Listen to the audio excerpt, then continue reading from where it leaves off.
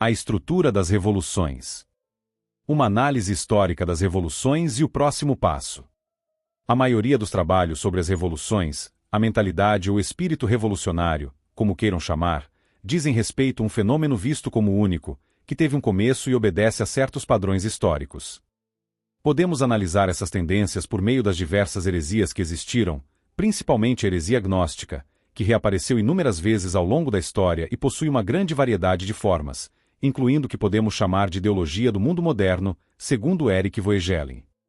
Temos o conceito da mentalidade revolucionária, sobre o qual mais se ocupou o filósofo Olavo de Carvalho, que diz respeito aos ideais que principiaram aquela forma de pensar e que, mais tarde, deram origem a movimentos políticos e ideológicos. Temos ainda alguns trabalhos do polonês, Leszek Kolakowski, que retrocede ao que chama de espírito revolucionário, abordando, por exemplo, o anseio de uma organização escatológica dualista expressa por Lutero. Mas temos ainda uma terceira fonte sobre o tema, que é a obra Revolução e Contra-Revolução, de Plínio Correia de Oliveira, que trata mais especialmente, não da origem das ideias, mas das manifestações públicas, entre teológicas, políticas e culturais, que se apresentaram na história. Considerando, portanto, as causas investigadas por Olavo de Carvalho e Kolakowski, podemos facilmente explicar o fenômeno prenunciado por Plínio Correia, que não estudou propriamente as obras dos ideólogos ou intelectuais revolucionários em busca de sua fonte, mas de certa forma anteviu todo o processo que hoje vemos e a partir do qual é possível observar uma estrutura muito lógica do processo. O que é mais importante, toda essa estrutura é confirmada historicamente. Poderíamos em outro momento enumerar algumas divergências pontuais, mas que do ponto de vista didático da exposição têm menor relevância, ainda que sirvam para uma compreensão ampla. Muitas análises históricas a esse respeito foram feitas a partir da mentalidade revolucionária de Olavo de Carvalho, que expõe as origens das ideias.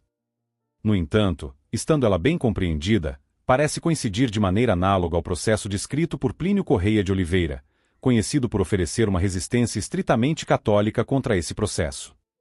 Partindo da obra de Plínio, portanto, façamos umas observações que nos conduzam ao melhor entendimento do atual estágio do processo revolucionário.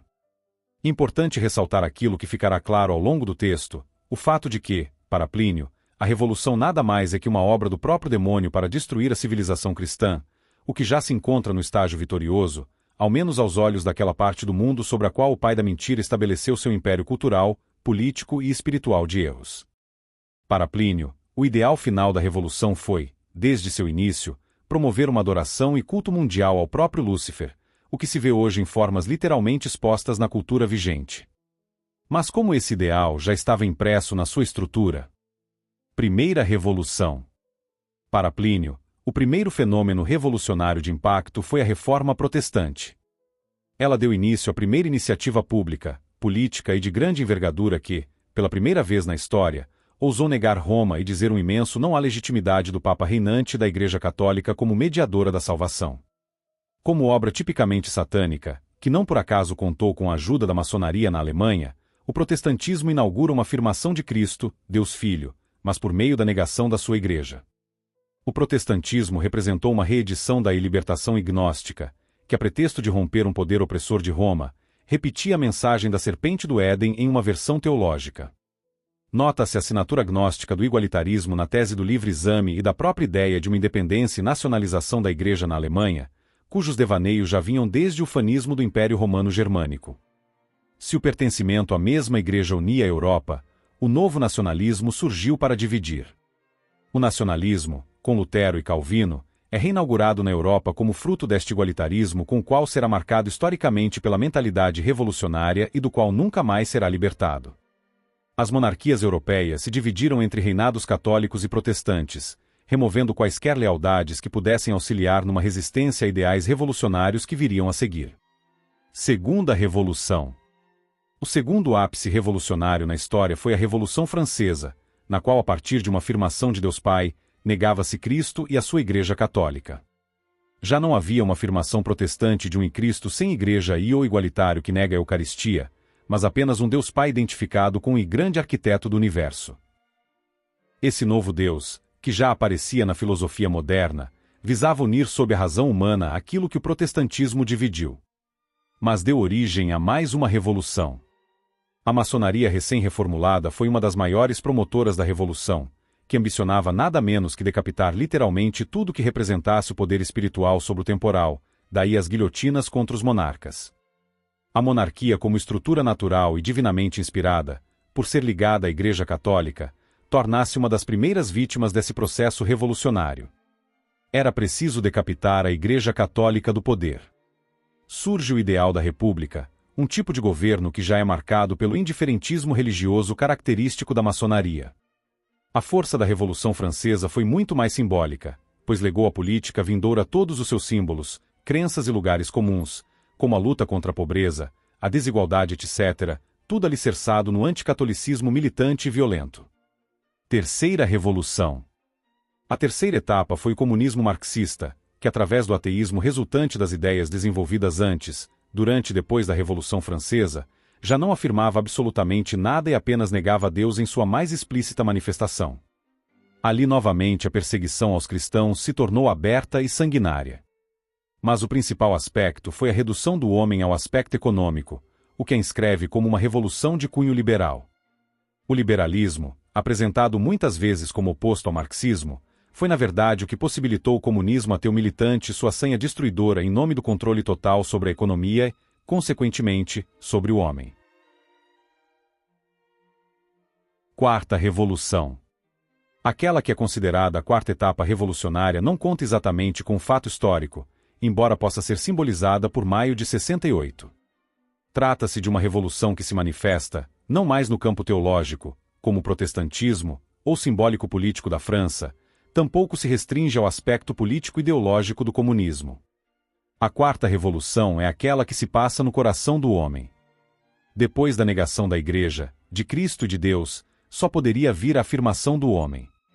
Como um desenvolvimento daquelas ideias antropocentristas da Renascença, a modernidade do século XX pode chegar a um sistema social, cultural e psicológico que coloca o homem no centro de todas as preocupações. A revolução do consumismo e da propaganda ocupa um lugar central neste processo, assim como as ideologias pacifistas, o movimento hippie, a contracultura, etc. Infiltrada e vitimada de dentro por esse processo, teólogos da Igreja Católica buscaram, em dado momento, dar respostas para isso através da adesão da filosofia personalista, sem perceber que se estava apenas reafirmando um dos estopins e da revolução como se apresentava então.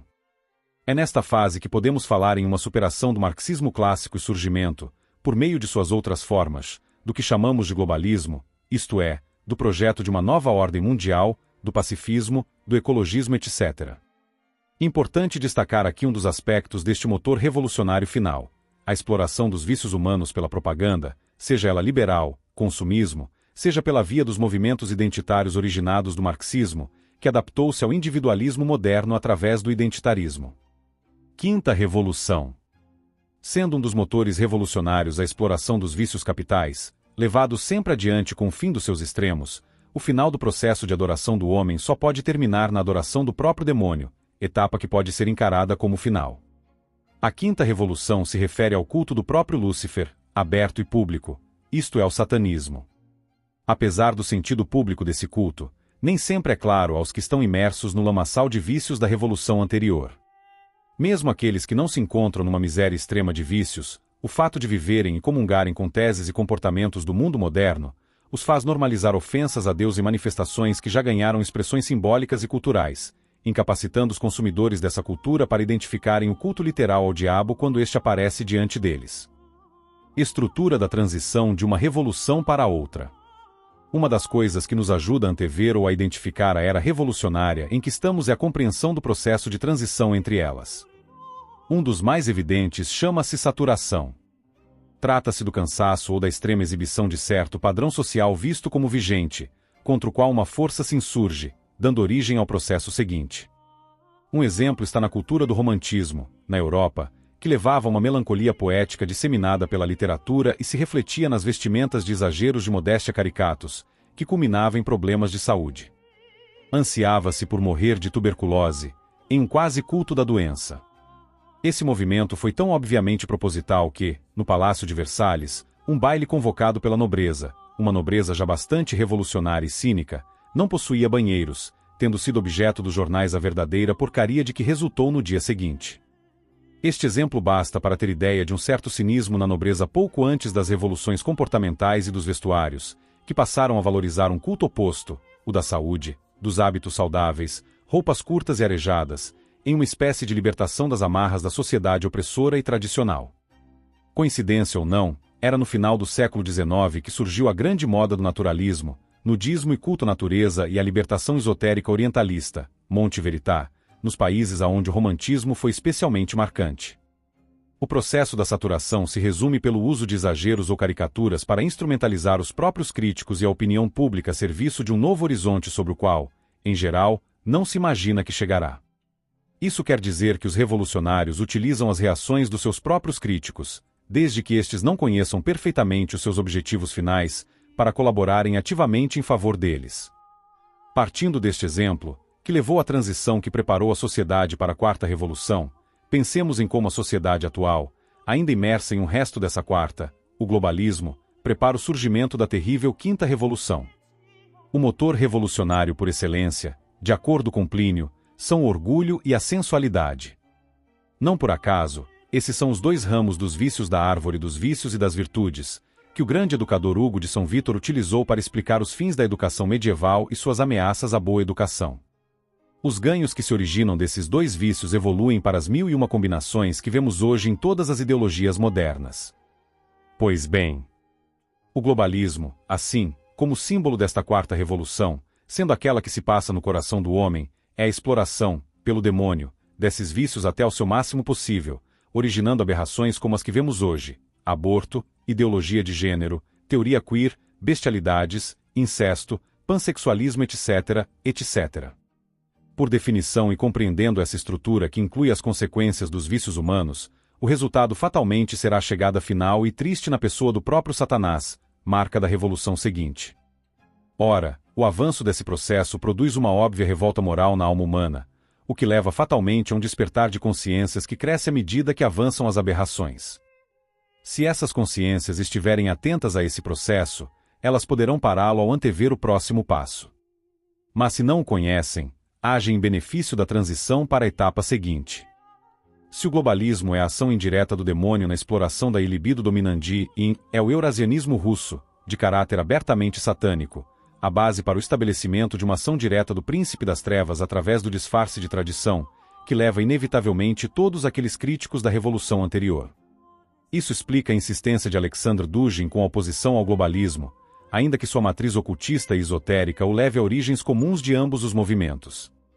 Como um efeito de saturação neste processo, temos a pandemia, que apresentou de maneira quase didática os ideais globalistas em uma quase caricatura dos efeitos da modernidade como utopia racional e cientificista, levando a um empoderamento e síntese confusa entre pós-modernidade e tradicionalismo, não por acaso a mistura usada por Dugin como navio quebra-gelo contra o Ocidente. A pandemia reuniu e agrupou conservadores, terapeutas holísticos e toda sorte de esotéricos, numa crítica geral à mentalidade vigente cujas bases nunca foram pura e simplesmente o materialismo racionalista, mas uma utópica libertação humana de raiz gnóstica. Através do duginismo, apresentado como libertação tradicionalista, resgatou-se o perennialismo de nomes como René Guénon, cuja matriz parte de uma metafísica abertamente gnóstica, levando jovens e velhos descontentes com o suposto materialismo a se alistarem na guerra pela volta de um espiritualismo sobre o qual mal conhecem. Neste sentido, resta-nos o alerta de Plínio Correia de Oliveira, que uniu a sua resistência contra a revolucionária defesa da Igreja Católica, que, como dizia Olavo de Carvalho, é a única capaz de restaurar um mínimo de sanidade no mundo.